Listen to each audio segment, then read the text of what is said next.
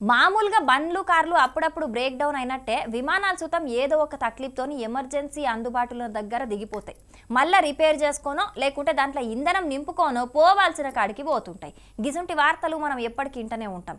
కానీ గీడో విమానం మాత్రం ఆ కారణాలతో కాకుండా ఆగమేఘాల మీద ల్యాండ్ అయింది. మరి ఎట్లా ఎందుకైంది ఏం కథ చూద్దాం.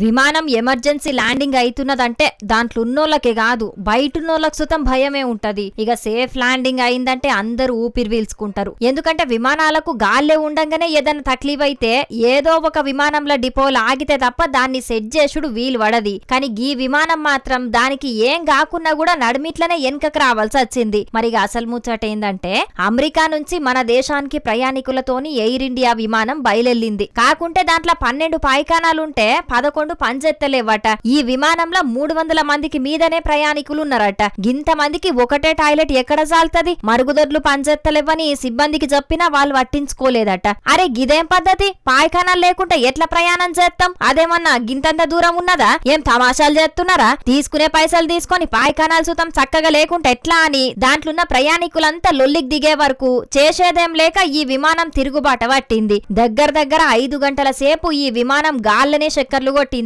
అయినా కూడా ప్రయాణికులు శేషం అంటే శేషం అనే వరకు మళ్ళా అచ్చినతోవే పట్టింది ఈ విమానం. ఇక దాంట్లో ఉన్నో లెవెలో వీడియో తీసి సోషల్ మీడియాలో పెడితే ఇప్పుడు విమానం లెక్కనే చక్కర్లు కొడుతున్నది ఈ వీడియో. మొత్తానికైతే పాయిఖానాలు గింత పని చేసినాయి అన్నట్టు అనుకుంటా ఈ వీడియో చూసినోళ్ళు కామెంట్లు పెడుతున్నారు.